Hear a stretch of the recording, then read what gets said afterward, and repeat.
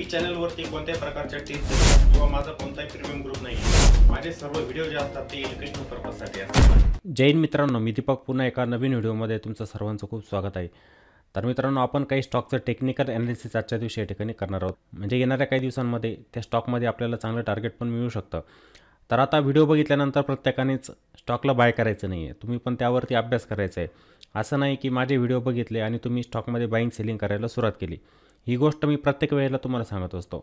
तुम्ही बघायचे असतात, माझे व्हिडिओ बघायचे, त्यातून टेक्निकलचा तुम्ही अभ्यास करायचा असतो. मी त्यामुळे अगोदर डिस्क्लेमर देत असतो तुम्हाला की जे पण मी व्हिडिओ बनवतो आहे ते एज्युकेशनल पर्पजसाठी असतात. ठीक आहे, तुम्ही त्यातून अभ्यास करायचा आहे, चांगलं शिकायचं आहे आणि नंतर स्टॉकमध्ये बाईंग सेलिंग करत चला. आणि जर कोणी व्हिडिओला पहिल्यांदाच बघत असेल तर चॅनलला पण नक्की सबस्क्राईब करून घ्यायचं आहे आणि जवळ दिलेलं बेल आयकॉनचं बटन जे असतं ना त्यावरती पण हिट करायचं. तुम्ही ते बेल आयकॉनवरती तुम्ही हिट केल्याने काय होतं असतं, जेव्हा पण मी एखादा व्हिडिओ अपलोड करत असतो, समजा मी हा व्हिडिओ तुम्हाला अपलोड करतो आहे, नोटिफिकेशन तुम्हाला ताबडतोब मिळत असतं. त्यामुळे त्या बेल आयकॉनला पण तुम्ही नक्की हिट करायचं असतं. चला तर मग कोणताही वेळ वाया न घालवता आजच्या व्हिडिओला आपण सुरुवात करूया. तर आज आपण या ठिकाणी जो स्टॉक बघणार आहे, पहिल्या स्टॉकचं नाव आहे दीपक नायट्राइट. त्याचे असणार, कोणत्या ठिकाणी आपला स्टॉप लॉस बनवू शकतो, किती टार्गेट आपल्याला मिळू शकतं त्यामध्ये, ते आपण बघणार आहे. पुन्हा एकदा सांगतो, व्हिडिओ बघून तुम्ही ताबडतोब बाईंग करू नका. तुम्ही शिका की कोणत्या प्रकारचं स्ट्रक्चर स्टॉकमध्ये इथे बनलेलं आहे, कशा प्रकारची प्राइजेक्शन इथे बनते, कोणता महत्त्वाचा सपोर्ट आपण ड्रॉ करायचा असतो, कोणता रेजिस्टन्स ड्रॉ करायचा असतो, ते तुम्ही व्हिडिओच्या माध्यमातून शिकायचं असतं. ताबडतोब बाईंग सेलिंग करायची नसते, समजलं. तर आत्ता जे ट्रेडिंग सेशन झालं आपलं कालचं, त्यामध्ये तुम्हाला दिसेल की दीपक नायट्राइटचा जो क्लोज झाला तो आला 2447 वरती. आणि आपल्याला एक चांगली प्राइजेक्शन या ठिकाणी बनताना दिसतंय. म्हणजे जो महत्त्वाचा एक हर्डल होता, एक रेजिस्टन्स होता, एक सप्लाय झोन होता, त्यावरती स्टॉक काय करतोय, सस्टेन करतोय. तो झोन कोणता होता, 2400चा. ही एक लेवल होती, एक रेजिस्टन्स होती आणि त्यावरती स्टॉक सस्टेन होताना आपल्याला दिसतोय. आता इथे स्टॉक थोडा तुम्हाला कन्सोलिडेशनमध्ये गेलेला दिसणार. म्हणजे 8-10 दिवस झालेले स्टॉक आहे इथे कन्सोलिडेशनमध्ये. तुम्हाला साईडवेज दिसणार बघा, इथे 8-10 दिवस झालेले. पण ह्या रेजिस्टन्स लेवलवरती तो सस्टेन होतोय. हा जो सप्लाय झोन आहे त्याच्या खाली येत नाही आहे स्टॉक. ही गोष्ट या ठिकाणी चांगली. मागे पण बघा तुम्ही, याच लेवलपासून स्टॉकमध्ये काय यायची, सेलिंग यायची बघा. ही एक लेवल होती अशी की स्टॉकमध्ये इथे सेलिंग यायची. म्हणजे हा काय होता, एक सप्लाय झोन.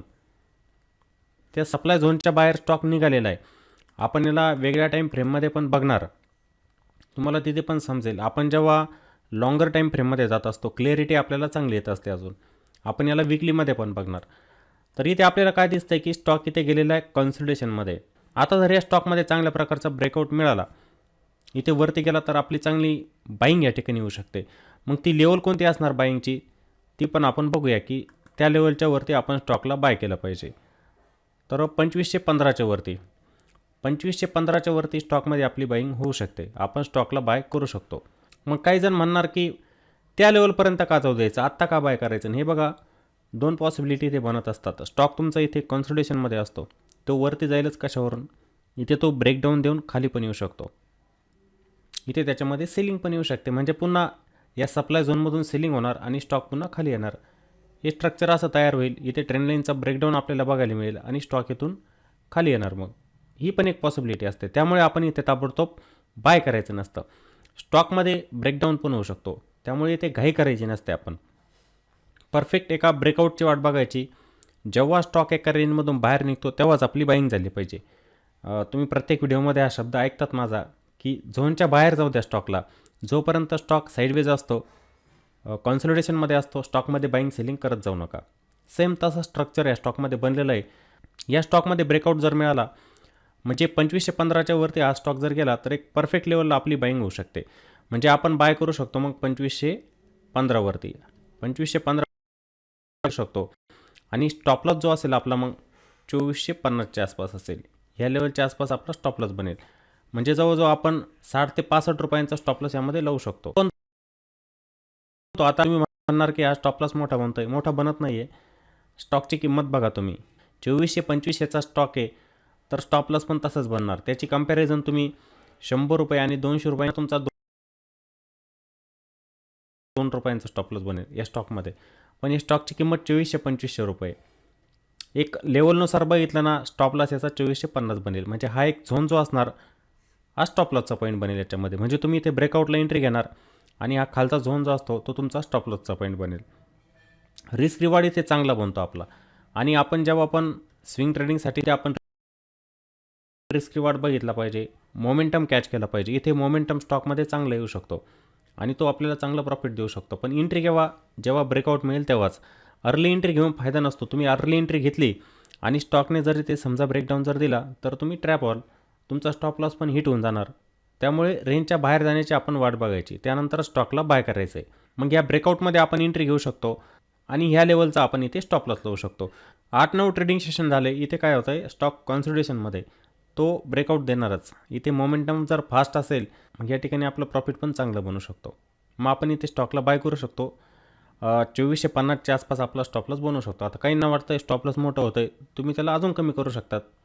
तुम्हाला वाटतं की हा स्टॉप लॉस पण मोठा होत आहे, तुम्ही त्याला वरती घेऊन जा, 2480चा लावा स्टॉप लॉस.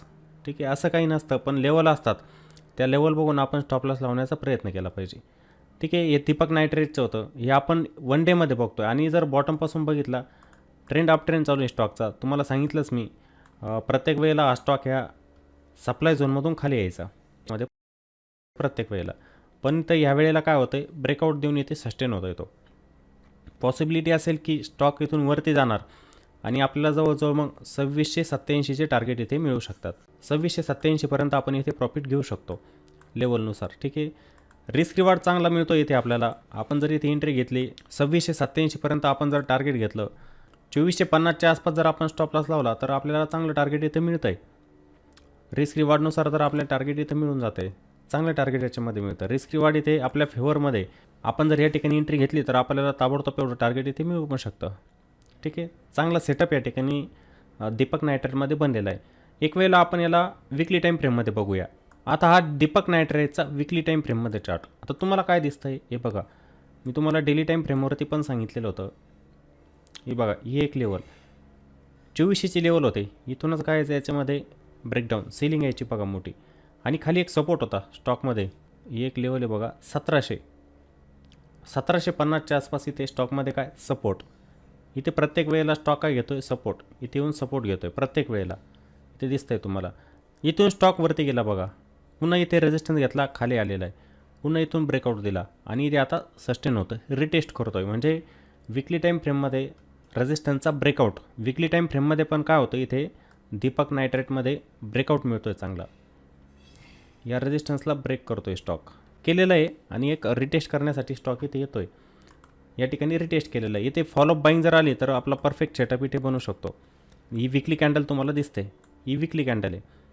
इथं फॉलोअप बाईंग जर आली तर इथं चांगलं टार्गेट आपलं बनू शकतं. स्टॉकमध्ये सेटअप चांगला आहे, इथे सेटअप चांगला आहे. रिस्क रिवॉर्डनुसार जर काम केलं तर इथं पण आपल्याला चांगलं प्रॉफिट मिळू शकतं. ही विकली टाईम फ्रेममध्ये पण आपल्याला दिसतं आहे. येणारं टार्गेट 2687 आणि 3000चं असेल. ठीक आहे, 3000 आपण एवढं पकडणार नाही, पण कमी वेळेसाठी आपण जेव्हा ट्रेडिंग करत असतो स्विंग ट्रेडिंग, तर आपण टार्गेट पकडू शकतो 2687पर्यंत. 2687 2690 असं टार्गेट आपण याच्यामध्ये पकडू शकतो शॉर्ट टर्मसाठी. हा स्टॉक आपण बघितला होता दीपक नायट्रेट. त्यानंतर आपण दुसरा स्टॉक बघूया. त्यानंतर आपण दुसरा जो स्टॉक बघणार तो म्हणजे झोमॅटो. झोमॅटो स्टॉकला आपण बघणार आहे. समजलं तर इथे पण बघा काय दिसतंय तुम्हाला, स्ट्रक्चर चांगलं दिसतंय. इथे एक सिमेट्रिकल ट्रायंगलचं फॉर्मेशन झालेलं होतं. इथे एक सिमेट्रिकल ट्रायंगल बनलेलं होतं बघा. इथे एक सिमेट्रिकल ट्रायंगल फॉर्मेशन तयार झालेलं होतं. त्याचा ब्रेकआउट पण मिळाला, पुल बॅक देऊन कंटिन्युएशन पण होतं आहे. म्हणजे 131चा एक हर्डल होता, 131 ते 132चा एक हर्डल होता रेजिस्टन्स. तर आपल्याला स्टॉक पुन्हा वरचे लेवल दाखवेल आणि याच्यामध्ये टार्गेट आपल्याला मिळू शकतं, जवळजवळ 150च्या आसपास मिळू शकतं टार्गेट आपल्याला. या स्टॉकमध्ये जर फॉलोअप बाईंग येत गेली तर आपण इथे पण स्टॉकला बाय करू शकतो आणि जवळजवळ 150च्या आसपास आपल्याला टार्गेट यामध्ये मिळू शकतं. फॉलोअप बाईंग यायला पाहिजे, असं नको की दुसऱ्या दिवशीची ते सिलिंग आली आणि स्टॉक पुन्हा इथं, असं नाही. फॉलोअप बाईंग या ठिकाणी यायला पाहिजे. मग इथे आपली बाईंग जी होणार ना, जवळजवळ 135च्या आसपास इथे स्टॉकमध्ये बाईंग होऊ शकते. फॉलोअप बाईंग यायला पाहिजे इथे, तरच आपण इथे बाय करणार. आणि आपला स्टॉप लॉस जो असणार इथे मग 125च्या आसपास, 125पर्यंत आपण इथे स्टॉप लॉस लावू शकतो. एक स्टॉप लॉसचा आपला पॉईंट बनू शकतो आणि मोठ्या टार्गेटसाठी आपण इथे वाट बघू शकतो. ठीक आहे, स्टॉप लॉस कधी मोठा लावायचा नसतो. काही जण काय म्हणतील की मी याच्यामध्ये स्टॉप लॉस लावतो 120चा आणि एंट्री घेतो 135ला. तुम्ही स्टॉकमध्ये किती प्रॉफिट घेताय ते बघायचं असतं. तुम्ही जर प्रॉफिट कमी घेताय, स्टॉप लॉस मोठा घेताय, समजा इथे हा ब्रेकआउट दिलेला आहे स्टॉकने स्टॉकवरती जातोय प्रॉफिट दिसेल तुम्हाला. पण इथूनच जर सेलिंग व्हायला जर सुरुवात झाली आणि स्टॉक पुन्हा ह्याच लेवलपर्यंत जर आला तर तुम्ही लॉस जास्त घेताय मग त्याच्यामध्ये. इथे मग तुमचा स्टॉप लॉस जो जाणार जास्त, म्हणजे तुम्हाला काय होईल, लॉस जास्त होईल. मग तुम्ही स्टॉप लॉस कमी करण्याचा प्रयत्न करायचा. एक झोन बघायचा की कुठपर्यंत स्टॉक आला तर मी लॉस घेऊ शकतो. हा एक झोन बनू शकतो स्टॉप लॉसचा पॉईंट. प्रॉफिट मिळवण्यासाठी जास्त आहे तुमच्याकडे. 150 पर्यंत तुम्ही जवळजवळ या स्टॉकमध्ये प्रॉफिट मिळू शकतात. झोमॅटोमध्ये चांगलं टार्गेट तुम्हाला याच्यामध्ये मिळू शकतं. मोमेंटम चांगला आहे त्यामुळे म्हणतोय तुम्हाला. ठीक आहे, इथे काय स्टॉकमध्ये मोमेंटम चांगला आहे. इथे कंटिन्युअसली हायर लोचं फॉर्मेशन बनवत प्राईजवरती जाते. हायर लोज इथे बघा, बॉटमपासून जेव्हा स्टॉकने ते बॉटम बनवला होता, ठीक आहे, हा बॉटम बनलेला होता इथे बघा. 50 रुपयांच्या आसपास, 50 ते 55 रुपयांच्या आसपास इथे स्टॉकने बॉटम बनवलेलं होतं. ही लेवल होती बघा. इथून ह्या लेवलच्या बाहेर जेव्हा स्टॉक गेलेला होता, इथून बॉटम बनवला तेव्हापासून मोमेंटम बघा स्टॉकमध्ये जबरदस्त आहे. आता थोडा दिवस कॉन्सल्टेशनमध्ये जात असतो, नंतर ब्रेकआउट मिळतो, पुन्हा आपल्या मोमेंटमला कंटिन्यू करतो. तर याच्यामध्ये पण येणाऱ्या दिवसांमध्ये आपल्याला चांगलं प्रॉफिट मिळू शकतं. झोमॅटोमध्ये टेक्निकल स्ट्रक्चर जर बघितलं या स्टॉकचं पण खूप चांगलं आहे. 135च्या आसपास एंट्री, 125चा स्टॉप लॉस आणि टार्गेट आपल्याला मिळण्यासाठी जास्त आहे. लक्षात घ्यायचं, टार्गेट याच्यामध्ये आपलं जास्त बनू शकतं. याला आपण विकली टाईम फ्रेममध्ये बघूया. आता विकली टाईम फ्रेममध्ये आपल्याला काय दिसतं आहे, विकली टाईम फ्रेममध्ये आपल्याला दिसतं आहे की इथे एक राऊंडिंग बॉटम फॉर्मेशन तयार झालेलं आहे स्टॉकमध्ये. इथे दिसेल, तुम्ही जर चार्टला ड्रॉ केलं. आता मी इथेच का ड्रॉ करतो आहे, हा रेजिस्टन्स का घेतो आहे, त्याचं एक कारण आहे. याच ठिकाणावरून बघा स्टॉकने ब्रेकडाऊन दिला होता, दिसेल तुम्हाला. ही जी लेवल दिसते ना, इथे स्टॉकने काय केलं होतं, ब्रेकडाऊन दिला होता आणि ह्याच लेवलपासून मोठी सेलिंग स्टॉकमध्ये झालेली होती आणि स्टॉक आता त्याच लेवलपर्यंत आलेला आहे. म्हणजे इथे पण विकलीमध्ये या रेजिस्टन्सचा ब्रेकआउट आपल्याला बघायला मिळतो आहे. मग इथे आपल्याला काय पाहिजे, फॉलो बाईंग पाहिजे. या ठिकाणी 150 पर्यंत मी तुम्हाला म्हटलेलं आहे की असा एक झोन येतो, सप्लाय झोन म्हणजे रेजिस्टन्स आहे, की तिथपर्यंत आपल्याला टार्गेट या स्टॉकमध्ये मिळू शकतं 150च्या आसपास. फक्त फॉलोअप बाईंग यायला पाहिजे. असं नाही की एवढी रॅली दिलेली विकली टाईम फ्रेममध्ये आपल्याला दिसतं आहे त्यामुळे आपण स्टॉप लॉस लावायचं आहे. मी तुम्हाला सांगतो काय की स्टॉप लॉसला विसरायचं नाही. विकली टाईम फ्रेममध्ये आपल्याला स्टॉक परफेक्ट अप ट्रेंडमध्ये जाताना दिसतो आहे. इथं दिसतं आहे तुम्हाला परफेक्ट, कोणतंही मोठं करेक्शन नाही, छोटे पुलबॅक, कंटिन्यू बाईंग होते याच्यामध्ये. मग इथे आलो आपण समजा आणि आपली एंट्री झालेली आहे, फॉलोअप बाईंग मिळते आपल्याला. स्ट्रक्चरनुसार डेलीमध्ये एंट्री बनते आपली. पण समजा जर तुम्ही मोठा स्टॉप लॉस लावून बसले आणि स्टॉक जर खाली आला तर तो स्टॉप लॉस पण तुमचा हिट होऊ शकतो. त्यामुळे स्टॉप लॉस छोटा असला पाहिजे आपला. जरी आपल्याला लॉस झाला तर कसं होईल, छोटा होईल, जास्त होणार नाही. आपण त्या लॉसला सहन करू शकतो. समजते तुम्हाला. तर इथे फॉलोअप बाईंग जर येत गेली तर चांगलं टार्गेट आपलं याच्यामध्ये बनू शकतं. आणि हे बघा, प्रत्येक वेळेला इथे स्ट्रक्चर काय बनतं आहे, जे पुलबॅक येत आहे ना छोटे, हे दिसतं आहे तुम्हाला. एखाद्या कॅन्डलचा पुलबॅक असतो, इथे दिसतं आहे तुम्हाला छोट्या छोट्या कॅन्डल, म्हणजे पुलबॅकची एकच कॅन्डल बनते रेड इथे. इथे जर फॉलोअप बाईंग आली म्हणजे 1-2 वीक स्टॉकवरती जाऊ शकतो, पुन्हा छोटासा पुलबॅक येऊ शकतो, पुन्हा वरती जाऊ शकतो. किंवा हे राऊंडिंग बॉटम फॉर्मेशन बनलेलं आहे, तर इथं छोटंसं करेक्शन होऊ शकतं. म्हणजे 5-6 रुपयांचं किंवा स्टॉक इथेचं साईडवेज होऊ शकतो काही दिवस. मग या ठिकाणी काय होऊ शकतं, कप अँड हँडल पॅटर्न जो म्हणतो असतो आपण, त्याचं फॉर्मेशन या ठिकाणी होऊ शकतं. मग याचं टार्गेट जर काढलं आपण, ते टार्गेट पण मोठं बनतं आहे. मग पण तेवढंच मिळेल असं पण नाही आहे. आपण कमीत कमी पकडतो आहे, आपण स्विंग ट्रेडिंग करतो याच्यामध्ये. लक्षात घ्यायचं, स्विंग ट्रेडिंग आपण बघूया. हे जे राऊंडिंग बॉटम फॉर्मेशन बनलेलं आहे त्याचं टार्गेट आपण कॅल्क्युलेट करूया किती बनतं आहे. तर त्याचं कॅल्क्युलेशन केलं तर 216च्या आसपास बनतं आहे त्याचं टार्गेट. पण एवढं मिळणार नाही, आपल्याला लेवलला फॉलो करायचं आहे. लेवलनुसार आपण इथे प्रॉफिट घेण्याचा प्रयत्न करणार. समजलं. आपलं टार्गेट असलं पाहिजे 150 रुपयांपर्यंत. त्या लेवलला पण जर स्टॉक पार करत असेल तर मग आपण पुढच्या टार्गेटसाठी पण याच्यामध्ये थांबू शकतो, पुढचं टार्गेट पण याच्यामध्ये घेऊ शकतो. ठीक आहे. तर हा होता झोमॅटो स्टॉक. तर येणाऱ्या दिवसांमध्ये बघूया याच्यामध्ये मोमेंटम कंटिन्यू राहतो का. तुम्ही पण ऑब्झर्वेशन करायचं आहे स्टॉकचं. असे निवडक स्टॉक जे असतात ना, वॉचलिस्टमध्ये ॲड करायचे आणि त्यांच्यावरती नजर ठेवायची बनून. तर हा स्टॉक बघितला आपण झोमॅटो. आता तिसरा स्टॉक आपण बघू. तर तिसरा स्टॉक जो आहे आपला कंपनी सेल. तर आता सेलमध्ये स्ट्रक्चर खूप छान होतं. बॉटमपासून जर बघितलं ना आपण, स्ट्रक्चर खूप छान होतं. इथे पण बघा, जसं मी तुम्हाला आत्ता सांगितलं ना एक राऊंडिंग बॉटम फॉर्मेशन, तर ते इथे तयार झालेलं होतं सेलमध्ये आणि त्याचं टार्गेट पण आपल्याला मिळालं. आपण 125 पर्यंत त्याचं टार्गेट काढलेलं होतं. इथेच आपण ड्रॉ केलेलं होतं बघा, म्हणजे स्टॉकने ब्रेकआउट देण्याच्या अगोदरच आपण इथे हे ड्रॉईंग केलेलं होतं. लाईव्हवरती जर असाल तुम्ही तर लाईव्हवरती आपण हे ड्रॉईंग करत असतो. तर त्याचं टार्गेट आपल्याला इथे मिळालेलं आता 125पर्यंत स्टॉक गेलेला होता. आता थोडंसं प्रॉफिट बुकिंग यामध्ये होताना आपल्याला दिसतं आहे आणि बरोबर स्टॉक आलेला आहे या सपोर्ट लेवलपर्यंत. कारण की हा जो रेजिस्टन्स होता हा नंतर बनवत असतो सपोर्ट. इथे वरती गेला बघा स्टॉक, बरोबर आहे, इथं पुलबॅक, ही प्रॉफिट बुकिंग झाली. पुन्हा जो रेजिस्टन्स होता तिथे सपोर्ट घेतला, पुन्हा एक चांगली रॅली दिली, बरोबर आहे, पुन्हा या ठिकाणी आला, हे काय होतं पुलबॅक. जर स्टॉकने इथे सपोर्ट घेतला तर एक पुन्हा चांगला मोमेंटम स्टॉकमध्ये येऊ शकतो. ठीक आहे, जसं इथे एक करेक्शन आलं बघा, एक इम्पल्स वेव्ह बनला, एक करेक्टिव्ह वेव्ह बनला, पुन्हा इथे एक इम्पल्स वेव्ह बनू शकतो. म्हणजे इथून पुढे आपल्याला जवळजवळ 132 ते 134पर्यंत टार्गेट या स्टॉकमध्ये मिळू शकतं. इथून स्टॉकवरती जाऊ शकतो. मग इथे जर बाईंग करायची असेल तर इथे आपण बघितलं पाहिजे बाईंग येते का स्टॉकमध्ये. असं नाही की कंटिन्युअस सेलिंग येते, मग तुम्ही म्हणताय की स्टॉक तर खाली येतोय, कमी किमतीत मिळतोय, मग आपण बाय केला पाहिजे. ती चुकी करायची नाही. बहुतेक जण काय करतात, हे रिट्रेसमेंट झालेलं आहे, काही जण कॅन्डल पण बघत नाही की इथे बुलिश कॅन्डल बनते का, मी तिच्यामध्ये एंट्री घेतली पाहिजे का, त्या अगोदरच एंट्री घेऊन टाकतात. बघायचं आहे इथे बाईंग होताना जर दिसली, सपोर्ट जर घेतला स्टॉकने, मग इथे बाईंग करायला हरकत नाही. पण बघा कॅन्डल, नाही तर असं नाही की रेड कॅन्डल बनत जात आहे आणि तुम्ही त्याच्यामध्ये ॲव्हरेज करत जात आहे. असं कारण की एखादा स्टॉक जो असतो ना खाली यायला लागला तर तो किती खाली येणार आहे कोणाला माहीत नसतं. त्यामुळे लेवल बघतोय आपण, लेवलला प्राईस सपोर्ट घेते का ते आपलं बघणं काम आहे, ते आपण बघितलंच पाहिजे. इथे बघायचं की ह्या लेवलला 116-17च्या आसपास स्टॉक सपोर्ट घेतोय का, इथे येणाऱ्या ट्रेडिंग सेशनमध्ये बाईंग येते का ते आपण बघायचं असतं. ठिकाणी मग आपण काय करू शकतो, आपली स्ट्रॅटेजी काय म्हणते की मला जर बॉटमलाच बाय करायचं आहे करा, पण एक स्टॉप लॉस पॉईंट ठेवा तुमचा. समजा काही वेळेला इथे काय होतं असतं, स्टॉक खाली येतो, हा पुलबॅक देतो आणि पुन्हा तो खाली येत असतो, असं स्ट्रक्चर तयार होत असतं. मग त्याच्यामध्ये जर तुम्ही ट्रॅप झाले तर तुम्हाला स्टॉकला होल्ड करावं लागतं. स्टॉक तुमच्या पोर्टफोलिओचा एक भाग बनून जात असतो. मग तुम्हाला इथे जर बाईंग करायची तर तुमचा स्टॉप लॉसचा पॉईंट असला पाहिजे. म्हणजे जर तुम्ही 120च्या आसपास स्टॉकमध्ये बाईंग करताय, आपण जरी ते 120ला स्टॉकला बाय केलं तर मग आपला स्टॉप लॉसचा पॉईंट असला पाहिजे.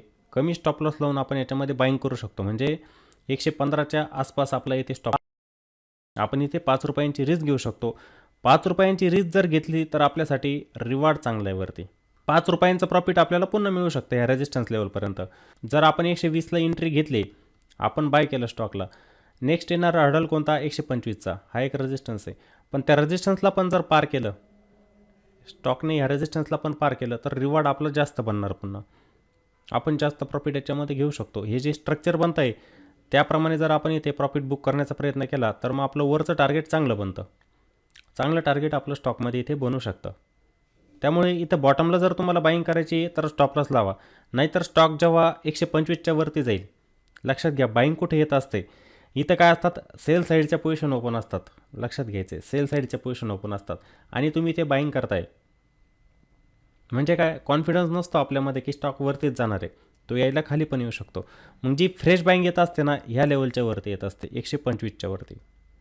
जेव्हा स्टॉक मग 125च्या वरती जाणार आहे ते, इथे काय स्टॉकमध्ये फ्रेश बाईंग येणार. फ्रेश बाईंग आली की मोमेंटम या ठिकाणी मग जास्त असतो. येणारी रॅली जी असते ना स्टॉकमध्ये ती चांगली असते. इथं हे लक्षात ठेवायचं प्रत्येकाने, हे असतं स्टॉकमध्ये, हे लक्षात घ्या. तुम्हाला इथेच दाखवून देतो, हे बघा इथे स्टॉक 2 दिवस वरती गेला, 3 दिवस नाही वाटलं एवढं जाताना, इथे पण बघा थोडी सेलिंग. पण हा जो मोमेंटम आला स्टॉकमध्ये कसा होता, फास्ट होता.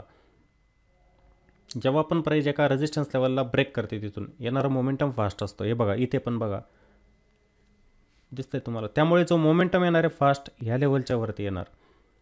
स्टॉक तुम्हाला इथे भलेही सपोर्ट घेताना दिसेल, पण जो मोमेंटम येत असतो रेजिस्टन्स लेवलच्या वरतीच. समजलं तुम्हाला. त्यामुळे जर तुम्हाला इथे बाय करायचं आहे स्टॉकला तर इथे बघितलं पाहिजे की इथे बाईंग स्टॉकमध्ये, इथे मोमेंटम आहे का स्टॉकमध्ये. मग तुमची एंट्री घेऊन तुमचा स्टॉप लॉसचा पॉईंट तुम्हाला समजला पाहिजे की मला स्टॉकमध्ये किती स्टॉप लॉस लावायचा, बघायचं ते आणि त्यानुसार एंट्री घ्यायची. जर एंट्री चांगली बनली तर इथून मिळणारं प्रॉफिट जे असेल ते पण चांगलं असेल स्टॉकमध्ये. आणि इथं जे राऊंडिंग बॉटम फॉर्मेशन बनलेलं होतं त्याचं तर मी तुम्हाला सांगितलंच की टार्गेट मिळालं आपल्याला, 125पर्यंत टार्गेट स्टॉकमध्ये मिळालेलं होतं. चांगला स्टॉक आहे, मोमेंटम चांगला आहे त्याच्यामध्ये. काही दिवस इथे पण तो साईडवेज गेलेला होता स्टॉक, बघा हा एक झोन बघा इथे साईडवेज होता, पण इथे राऊंडिंग बॉटम फॉर्मेशन बनल्यानंतर मोमेंटम चांगलं येतं. बॉटमपासून बघा 82 पासून ₹82 चांगला मोमेंटम स्टॉकने दिलेला आहे. चांगली बाईंग स्टॉकमध्ये झालेली. तर याला आपण विकली टाईम फ्रेममध्ये बघूया आता स्टॉकला आपण बघतोय विकली टाईम फ्रेममध्ये. आता विकली टाईम फ्रेममध्ये आपल्याला काय दिसतंय की स्टॉक पुन्हा इथे एक सप्लाय झोनमध्ये चाललेला आहे विकली टाईम फ्रेममध्ये. आणि याच ठिकाणी विकली टाईम फ्रेममध्ये आपल्याला रिजेक्शन येताना दिसतंय. म्हणजे विकली कॅन्डल बघा इथे निगेटिव्ह बनली. मग आपल्याला काय बघायचं आहे इथं फॉलोअप बाईंग येते का. बाईंग येणं गरजेचं येते. नाही आलं तर स्टॉकमध्ये सेलिंग इथे वाढणार पुन्हा. इथे काय या सपोर्टला ब्रेक करून स्टॉक पुन्हा खाली पण जाऊ शकतो. मग एक स्ट्रॉंग सपोर्ट जो असणार ना ₹103 असणार आहे. ₹103 स्ट्रॉंग सपोर्ट इथे सेल स्टॉकमध्ये असणार. मग हा स्टॉक आपल्याला डीपमध्ये मिळेल बघा. याचं चांगलं करेक्शन टॉपपासून झालेलं असेल 125 पासून ते 103 पर्यंत चांगलं करेक्शन स्टॉकमध्ये झालेलं असणार. आणि एक सपोर्ट लेवलला मग स्टॉप तुम्हाला मिळणार. मग एक चांगल्या लेवलला स्टॉक आपल्याला इथे मिळू शकतो 103च्या आसपास. 103च सपोर्ट आहे. एक मोठा सपोर्ट जर म्हटला ना इथे 103 लेवल आहे. ठीक आहे. विकली टाईम फ्रेममध्ये आपल्याला तो सपोर्ट दिसतो आहे जिथून पहिले रिजेक्शन घेतलेलं होतं आणि नंतर ब्रेकआउट पण दिलेलं होतं. इथे ही लेवल आहे. इथे आपल्याला स्टॉक मिळू शकतो. मग ही चांगली बाईंगची लेवल असू शकते. जर कोणाला लाँग टर्मसाठी गुंतवणूक करायची असेल लाँग टर्म इन्व्हेस्टमेंट जर कोणाला करायचं असेल तर मग इथे डीपमध्ये तुम्हाला स्टॉक मिळेल. तर तिथे तुम्ही ॲक्युमुलेशन करू शकता. मग त्या लेवलच्या आसपास ॲक्युमुलेशन करू शकतो आपण. समजलं. आणि इथून जर फॉलोअप बाईंग गेली 125चा रेजिस्टन्स ब्रेक झाला तर टार्गेट चांगलं आहे 144 150 हा एक झोन जो असणार आहे तिथपर्यंत स्टॉक जाऊ शकतो. मग जसं खालून रॅली दिली होती बघा स्टॉकने दिसतंय तुम्हाला इथे ही जी रॅली स्टॉकने दिली होती तशाच प्रकारची रॅली मग इथे आपल्याला बघायला मिळू शकते. आपण लेवलनुसार काम करायचं ट्रेंडनुसार काम करायचं स्टॉकचा ट्रेंड बघायचा आणि त्यानुसार त्यामध्ये बाईंग सेलिंग करायची. स्टॉप लॉस असला पाहिजे. मला लॉस किती घ्यायचा स्टॉकमध्ये ते पण तुम्हाला माहीत असलं पाहिजे. तर समजलं आपण या तीनही स्टॉकचं आज इथे ॲनालिसिस केलं तर तुम्हाला त्यांच्यामध्ये लेवल समजलेले असतील. रेजिस्टन्स कोणते सपोर्ट कोणते त्या स्टॉकचा ट्रेंड कोणता किती टार्गेट आपल्याला त्यामध्ये मिळू शकतं या सर्व गोष्टी तुम्हाला समजलेल्या असतील. तर या स्टॉकचा तुम्ही पण बारकाईने अभ्यास करायचा आहे. चार्ट ओपन करा त्यांच्यावरती लेवल ड्रॉ करा तुम्ही. बघा कोणती लेवल आपल्यासाठी बाईंगची लेवल बनवू शकते. मी तर हे व्हिडिओ जे असतात ना अभ्यासासाठी बनवत असतो तुम्हाला. टेक्निकल लेवल कशा फाइंड आउट करायचे असतात सपोर्ट रेजिस्टन्स कसे फाइंड आउट करायचे तुम्ही पण ऐकलेलं असेल. मी कोणाला म्हणत नाही की तुम्ही स्टॉकमध्ये बाय करा या असं कधीही सांगत नाही मी तुम्हाला आणि सांगणार पण नाही. ठीक आहे. माझ्या नियमांमध्ये ते बसत नाही. समजलं. माझा उद्देश काय की समोरच्या व्यक्तीने शिकलं पाहिजे चांगलं स्टॉक मार्केटचं नॉलेज घेतलं पाहिजे चांगलं. कोणत्याही टिपची गरज पडत नाही कोणत्याही प्रीमियम ग्रुपची गरज पडत नाही. तुम्ही स्वतः करा अभ्यास सर्व जमेल तुम्हाला. आणि जर तुम्हाला व्हिडिओ आवडलेला असेल तर व्हिडिओला नक्की लाईक करा आणि व्हिडिओला कॉमेंट पण करत चला आणि व्हिडिओला जास्तीत जास्त शेअर पण करत चला. चला तर मग पुन्हा भेटू एका नवीन व्हिडिओमध्ये. जय हिंद.